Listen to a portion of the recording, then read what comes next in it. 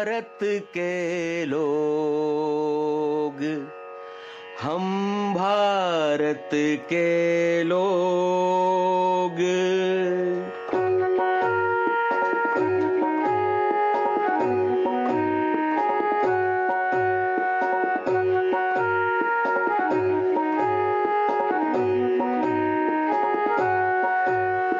हम भारत के लोग, हम भारत के लोग, हम भारत के लोग, हम भारत के लोग। संविधान से चलने वाले हम भारत के लोग, सत्य सनातन के रखवाले हम भारत के लोग। दो गोलमेज सम्मेलनों की असफलता के बाद 17 नवंबर 1932 से 24 दिसंबर 1932 तक तीसरे गोलमेज सम्मेलन का आयोजन किया गया। लेकिन गांधी जी सहित कई संगठनों के प्रतिनिधियों ने तीसरे गोलमेज सम्मेलन से किनारा कर लिया। हां, उदारवादी नेता तेज सप्रू और डॉक्टर बाबा साहब भीमराव अंबेडकर इस तीसरे गोलमेज सम्मेलन में भी शामिल हुए। दोनों नेता तीनों गोलमेज सम्मेलन में शामिल होने वाले चुनिंदा प्रतिनिधियों में से थे।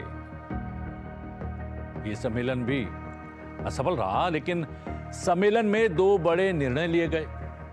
एक, ब्रिटेन शासित भारत में लाए गए अधिनियमों पर एक श्वेत पत्र जारी करने का, और दूसरा लॉर्ड लिनलिथगो समिति बनाने का। लॉर्ड लिनलिथगो समिति ने ही तत्कालीन भारत की शासन व्यवस्था के सबसे महत्वपूर्ण अधिनियम भारत सरकार अधिनियम 1935 की अनुशंसा की। 1857 के पहले स्वतंत्रता आंदोलन के बाद ईस्ट इंडिया कंपनी का रूल समाप्त करके भारत में शासन व्यवस्था सीधे ब्रिटिश शासन के अधीन आ गई थी, जिसकी बागडोर ब्रिटेन की महारानी के हाथों में थी।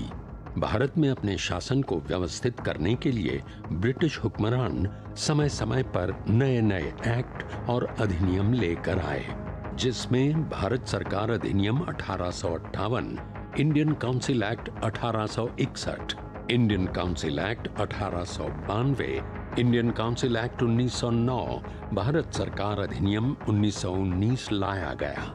अधिनियम 1919 को लाने के समय तय किया गया कि 10 साल बाद इस अधिनियम की प्रगति को जांचा जाएगा।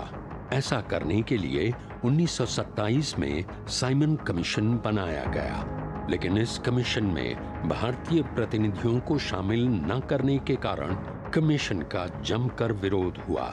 विरोध के बावजूद कमीशन ने अपनी रिपोर्ट तैयार कर प्रकाशित भी कर दी। साइमन कमीशन की रिपोर्ट के आधार पर ही लंदन में 1930 और 1932 के बीच 3 गोलमेज सम्मेलन आयोजित किए गए। सम्मेलनों के निष्कर्ष के रूप में लॉर्ड लिनलिथगो समिति सामने आई और इस समिति ने तैयार किया भारत सरकार अधिनियम 1935। फैक्चुअल रूप में बात सही होती है कि 3 गोलमेज सम्मेलन हुए और तीनों फेल हो गए, तो मैं इतिहासकार होने के नाते उसे फेल नहीं मानता। उन 3 गोलमेज सम्मेलनों का ही असर था कि 1935 एक्ट बनाया गया, क्योंकि उन तीनों गोलमेज सम्मेलनों में बहुत विस्तार से चर्चा हुई, क्या समस्याएं हैं, क्या चीज़ें हमारा कॉन्स्टिट्यूशन, हम क्यों आज़ादी मांग रहे हैं, हम कॉन्स्टिट्यूशन हमारा कैसा होना चाहिए, इस सब पे विस्तार से चर्चा हुई थी। तो 1935 एक्ट जो है वो 3 गोलमेज सम्मेलनों की वजह से आया फैक्ट में। और ये बात सही है कि 1935 एक्ट 1857 से तमाम एक्ट्स जब बने, मांटो-मुर्लो रिफॉर्म सबसे ज़्यादा माना जाता है, तो ये सबसे ज़्यादा कॉम्प्रहेंसिव एक्ट बना था, काफ़ी बड़ा। लेकिन इसको भी लेके तमाम विरोध था, इसलिए कि लोगों का ये कहना था एक पश्चिमी सोच पर बनाया गया ये संविधान है, भारतीयता इसमें कम है, लिहाजा इसके खिलाफ भी चीज़ें चलती रहीं और शायद बहुत लंबा न चलता ये, क्योंकि 1935 में आया है और 37-37 से शुरुआत हो गई तमाम तरह के विश्व युद्ध की, ये तो इसलिए ये लंबा खिंच गया। Victor Alexander John Hope Linlithgow यानी लॉर्ड लिनलिथगो, वो भारत में सबसे लंबे समय तक वायसराय रहे, 1939 से 1943 तक। उनको 2 काम सौंपे गए थे मुख्य रूप से। एक तो 1935 में गवर्नमेंट ऑफ इंडिया एक्ट को भारत में पूरी तरह से लागू करना। लॉर्ड लिनलिथगो 1936 से 1944 तक भारत के गवर्नर जनरल थे। उन्होंने लंदन में आयोजित सभी 3 गोलमेज सम्मेलनों में सक्रिय रूप से भाग लिया था। 1936 में लॉर्ड लिनलिथगो को ब्रिटिश कैबिनेट द्वारा भारत के गवर्नर जनरल और क्राउन प्रतिनिधि के तौर पर लॉर्ड विलिंगडन के उत्तराधिकारी के रूप में वाइसरॉय नियुक्त किया गया। उन्हें ब्रिटिश भारत के सभी प्रांतों में आम चुनाव कराने और भारत सरकार अधिनियम 1935 को सफलतापूर्वक लागू करने का काम सौंपा गया। भारत सरकार अधिनियम 1935 भारत में पूरी तरह से एक जिम्मेदार सरकार बनाने की दिशा में उठाया गया एक महत्वपूर्ण कदम था। इसका उद्देश्य देश में संघीय राजनीति की स्थापना करना तो था ही, साथ ही केंद्र और प्रांतों के बीच सत्ता का विभाजन 3 सूचियों यानी संघीय, प्रांतीय और संवर्तीय सूची के माध्यम से करना था। भारत सरकार अधिनियम 1935 में प्रांतों और रियासतों को इकाइयों के रूप में शामिल करते हुए एक अखिल भारतीय संघ की स्थापना का प्रावधान किया गया। अधिनियम में न केवल एक संघीय लोक सेवा आयोग बल्कि 2 या 2 से अधिक प्रांतों के लिए एक प्रांतीय लोक सेवा आयोग और संयुक्त लोक सेवा आयोग की स्थापना का भी प्रावधान किया गया। अधिनियम ने केंद्र और इकाइयों के बीच शक्तियों को 3 सूचियों के रूप में विभाजित किया। संघीय सूची, जिसमें केंद्र के लिए 59 वस्तुएं तय की गईं। प्रांतीय सूची, जिसमें प्रांतों के लिए 54 वस्तुएं तय की गईं। समवर्ती सूची, जिसमें केंद्र और प्रांतों दोनों के लिए 36 वस्तुएं तय की गईं। अवशिष्ट शक्तियां यानी रेसिडुअल पावर्स वाइसरॉय को दे दी गई। अवशिष्ट शक्तियां वो शक्तियां होती हैं जिनका उल्लेख संविधान के किसी भी विषय या वर्ग में नहीं किया जाता, ना संघ की सूची में, ना राज्य की सूची में और ना ही समवर्ती सूची में। हालांकि भारत सरकार अधिनियम 1935 का यह संघ कभी अस्तित्व में नहीं आ पाया क्योंकि रियासतें इसमें शामिल नहीं हुई। भारत सरकार अधिनियम 1935 ने प्रांतों में द्वैध सरकार शासन को समाप्त कर दिया और उसके स्थान पर प्रांतीय स्वायत्तता की शुरुआत की। प्रांतों को अपने परिभाषित क्षेत्रों में प्रशासन की स्वायत्त इकाइयों के रूप में कार्य करने की अनुमति दी गई। इसके अलावा अधिनियम ने प्रांतों में जिम्मेदार सरकारों की शुरुआत की, यानी राज्यपाल को प्रांतीय विधानमंडल के प्रति जिम्मेदार मंत्रियों की सलाह से कार्य करना आवश्यक कर दिया गया। इसमें केंद्र में द्वैध शासन को अपनाने का प्रावधान किया गया। जब 2 शासक एक साथ सत्ता का संचालन करते हैं तो इसे द्वैध शासन कहा जाता है। द्वैध शासन का सिद्धांत सबसे पहले लियोनेल कर्टिस नाम के अंग्रेज ने अपनी पुस्तक डायरकी में प्रतिपादित किया था। डायरकी यानी द्वैध शासन को 1765 के उदाहरण से जाना जा सकता है, जब बंगाल, बिहार और उड़ीसा में भू राजस्व वसूलने का अधिकार ईस्ट इंडिया कंपनी के पास था, जबकि प्रशासन बंगाल के नवाब के नाम से चला करता था। यानी सत्ता के दो केंद्र थे। बंगाल में द्वैध शासन का जनक रॉबर्ट क्लाइव को कहा जाता है। भारत के 11 प्रांतों में से 6 में द्विसदन प्रणाली शुरू की गई। बंगाल, बॉम्बे, मद्रास, बिहार, असम और संयुक्त प्रांत की विधानसभाओं को विधान परिषद यानी उच्च सदन और विधानसभा यानी निचला सदन में मिलकर द्विसदनीय बना दिया गया।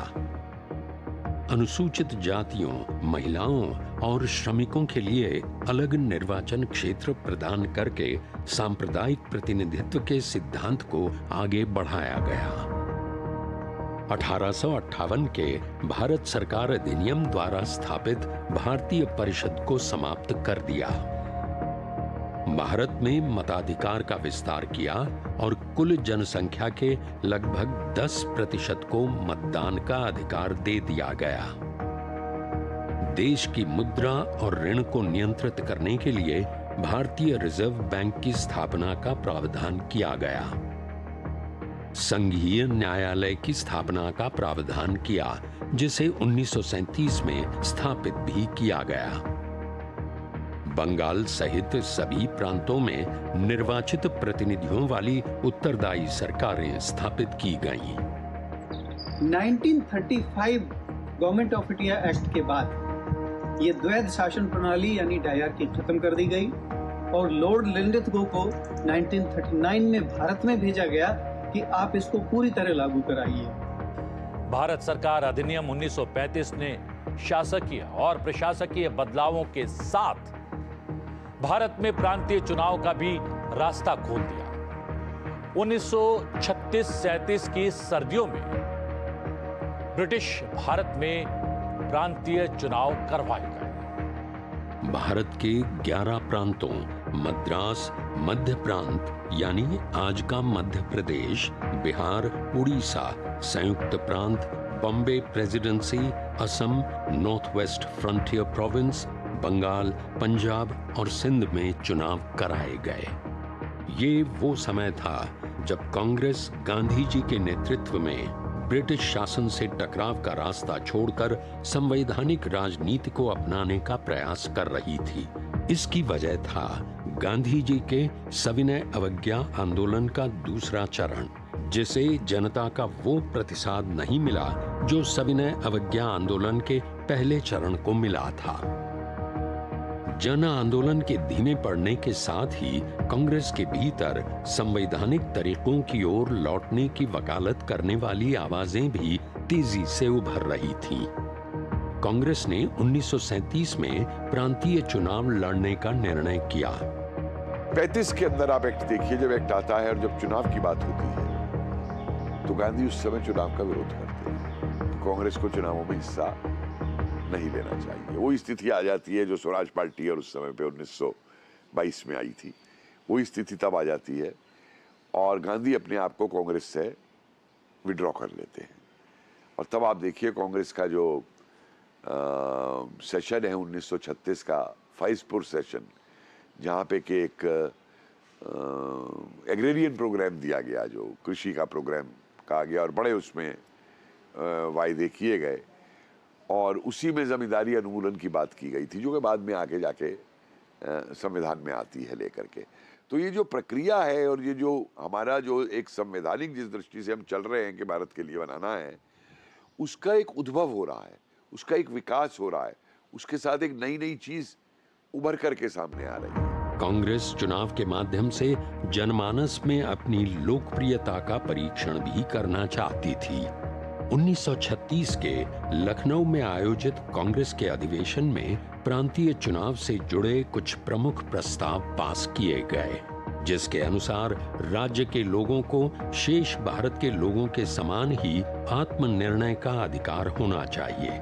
भारत के प्रत्येक भाग के लिए समान राजनीतिक, नागरिक और लोकतांत्रिक स्वतंत्रता तय होनी चाहिए। कांग्रेस ने घोषणा पत्र के आधार पर चुनाव लड़ने का संकल्प लिया। प्रांतीय चुनाव बहुत अनयूजुअल सर्कमस्टेंसेस में हुए थे, बहुत अनयूजुअल। कम्युनलिज्म पीक पर चला गया था Jeddah was also at its peak.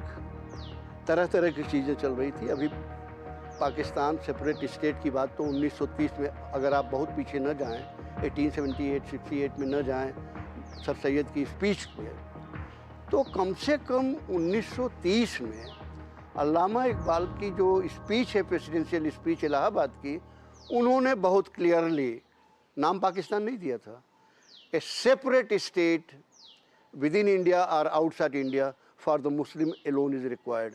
ये इलाहाबाद की जो उनकी प्रेसिडेंशियल स्पीच थी 1930 की मुस्लिम लीग की, उसमें कहा, और पूरा बाकायदा उन्होंने ज्योग्राफी नाप के दे दी।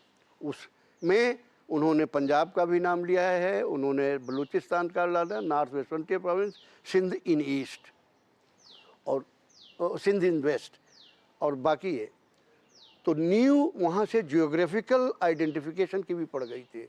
1931 में ये बात लाहौर जब वो हुआ है सम्मेलन मुस्लिम लीग का, अल्लामा इकबाल ने वहाँ भी रिपीट कर दिया। 1937 के प्रांतीय चुनाव सफलतापूर्वक संपन्न हो गए। कांग्रेस के लिए नतीजे बहुत उत्साहवर्धक रहे। पंजाब और सिंध को छोड़कर कांग्रेस ने अन्य क्षेत्रों में अच्छा प्रदर्शन किया था। बंगाल, उत्तर पश्चिमी सीमांत प्रांत, असम और बॉम्बे में कांग्रेस सबसे बड़ी पार्टी के रूप में उभरी। 1937 के प्रांतीय चुनावों में सबसे विकट स्थिति बनी देश के मुस्लिमों का एकमात्र प्रतिनिधि होने का दावा करने वाली मुस्लिम लीग की। जब 1937-38 का इलेक्शन की बात होने लगी, it was all communal base. Communal base की मतलब ये सेपरेट इलेक्टोरेट, हिंदू अलग वोट करेंगे, मुसलमान अलग वोट करेंगे। हर स्टेट में जनसंख्या के हिसाब से कुछ ज़्यादा ही सीटें मुस्लिम्स को दिया गया, मुस्लिम इलेक्टोरेट को। उसका नतीजा इलेक्शन हुआ और 1937 इलेक्शन के बाद गजब की बात तो ये हुई कि जिन्ना की पार्टी, मुस्लिम पार्टी लीग, हर जगह हार गई। लीग अलग निर्वाचक मंडलों के तहत मुसलमानों को आवंटित 482 सीटों में से सिर्फ 106 सीटें ही जीत सकी। वो नॉर्थ वेस्ट फ्रंटियर प्रोविंस की एक सीट भी न जीत सकी। पंजाब में मुस्लिमों के लिए आरक्षित 84 सीटों में से मात्र 2 ही सीट जीत सकी। सिंध में 33 सीटों में से 3 ही सीट हासिल कर पाई, और ये सब क्षेत्र मुस्लिम बहुल क्षेत्र थे। Congress one everywhere. अब जब कांग्रेस जीत गई और जिन्ना की पार्टी मुस्लिम लीग पूरी तौर पे हार गई, तो जिन्ना ने ये कहा कि हमें भी सरकार में शामिल किया जाए। तो राजेंद्र प्रसाद हैं, अंबेडकर हैं, इन्होंने कहा कि हम लोगों ने अलग अलग एजेंडा पर अलग अलग प्लेटफॉर्म से इलेक्शन लड़े हैं। आपका एजेंडा अलग था, हमारा अलग था, तो आप कैसे सरकार में शामिल हो सकते हैं। उसका बाद मुस्लिम लीग ने जिस तरह का एलिगेशन लगाना शुरू किया, झंडे को लेके एलिगेशन, हर काम में एलिगेशन, और यहाँ तक चारों तरफ उन्होंने कंप्लेंट भेजनी शुरू किया, चाहे वो ब्रिटिश गवर्नमेंट को हो, चाहे किंग को हो, चाहे क्वीन को हो, चाहे चारों तरफ। हर बार जवाब देते देते कांग्रेस वाले थक गए। डॉक्टर राजेंद्र प्रसाद तो किताब ही लिख डाली सब चीज़ के जवाब में। जब ये देखा गया कि ये चल नहीं पाएगा, energy, too much energy was wasted.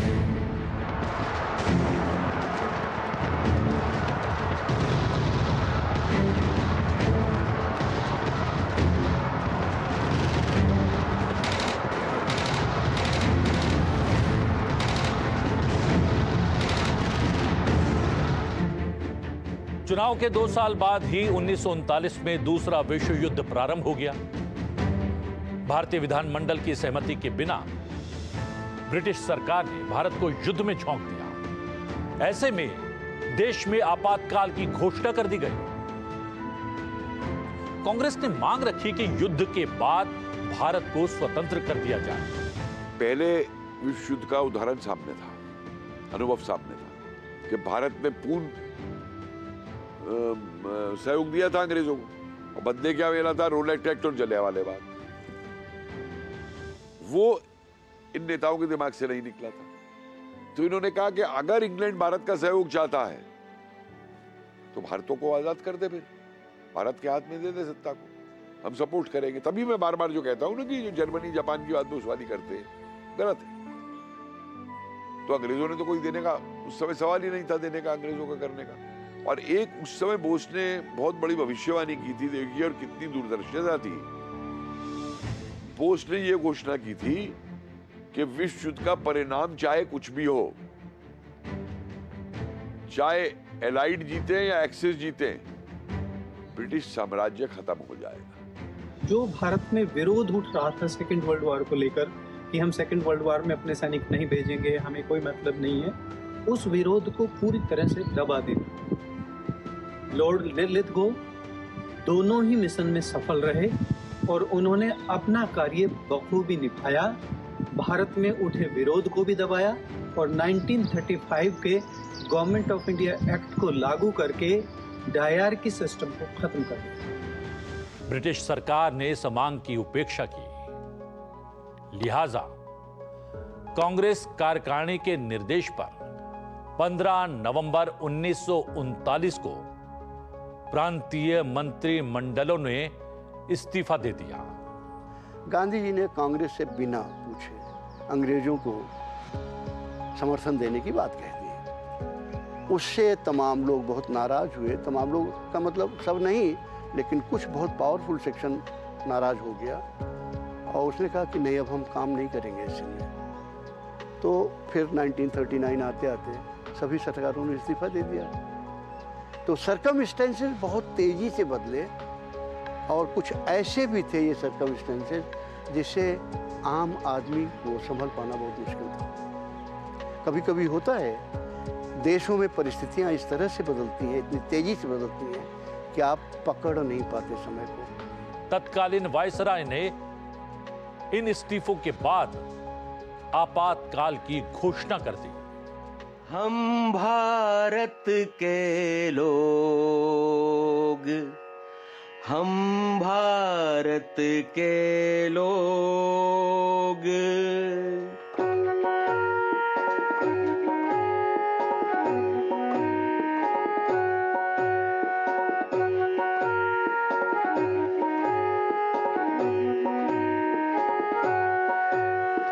हम भारत के लोग, हम भारत के लोग, हम भारत के लोग, हम भारत के लोग, संविधान से चलने वाले हम भारत के लोग, सत्य सनातन के रखवाले हम भारत के लोग, हम भारत के लोग, हम भारत के लोग।